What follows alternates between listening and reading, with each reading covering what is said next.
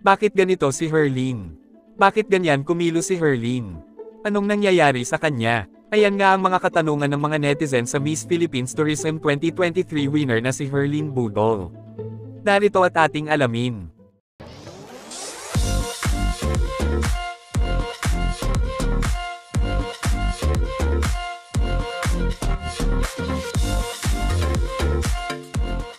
Katatapos nga lamang na fiesta sa South Cotabato, kung saan ay guest si Herlin Nicole Budol, ay madami nga ang nanabik na mapanood at makita ng live ang bida sa trending araw-araw na teleserye sa GMA Prime tuwing hapon, na Magandang Dilag. Madami nga ang humahanga sa naging transformation ni Herlin Budol nang sumali ito sa Binibining Pilipinas 2022. Na talaga nga namang napanganga ang lahat ng tanghalin itong Binibining Pilipinas 2022 first runner-up. At sa pangalawang national beauty pageant naman na sinalihan niya na Miss Grand Philippines 2023, ay nasungkit niya ang corona bilang Miss Philippines Tourism. Sa kabilang banda, ay hindi naging madali ang journey na ito ni Miss Herlin sapagkat madami ang bumabatikos sa kanya at patuloy na nag-uungkat ng mga maibabatong kapintasan kay Herlin. Katulad na lamang ng hindi siya marunong magsalita ng English at hindi siya pang beauty queen material dahil sa kanyang mga kilos na tila ba hindi kilos ng isang binibini or beauty queen.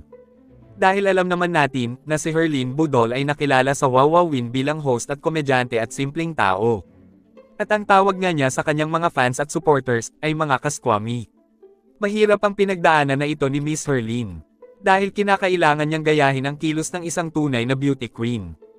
At lahat ng normal at nakasanayan niyang kilos at pananalita ay kailangan muna niyang ipasantabi upang maging isang katanggap-tanggap na beauty queen. At dahil nga sa katatapos lamang na fiesta sa South Cotabato, ay si Herlin Budol nga ay naging napaka-natural sa stage. Kung ano siya sa Wowowin, ay kanya muling ginawa doon. Ang mapasaya ang mga tao na walang keber o walang plastikan sa kung ano siya kapag wala sa pageantry stage. Hindi nga daw natin maiiwasan ang may pumuna sa mga kilos niya. Lalo na nga ba ngayon na may pag-asang isabak siya sa isang international tourism pageant at magre-represent ng Pilipinas. Ngunit, si Herlin Nicole Budol nga ay tao lamang.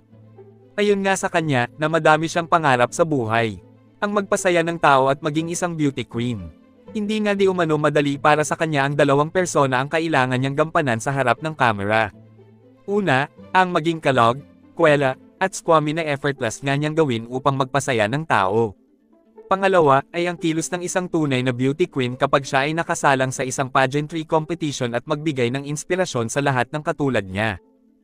Kayo, bilib din ba kayo sa dedikasyong ipinapakita ni Herlin Budol sa kanyang trabaho at pangarap? Ang ipakita kung sino talaga siya at ang maging inspirasyon para sa mga nangangarap na kagaya niya na walang imposible.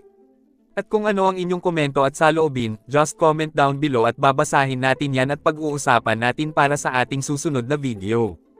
Thank you for watching and see you on my next one.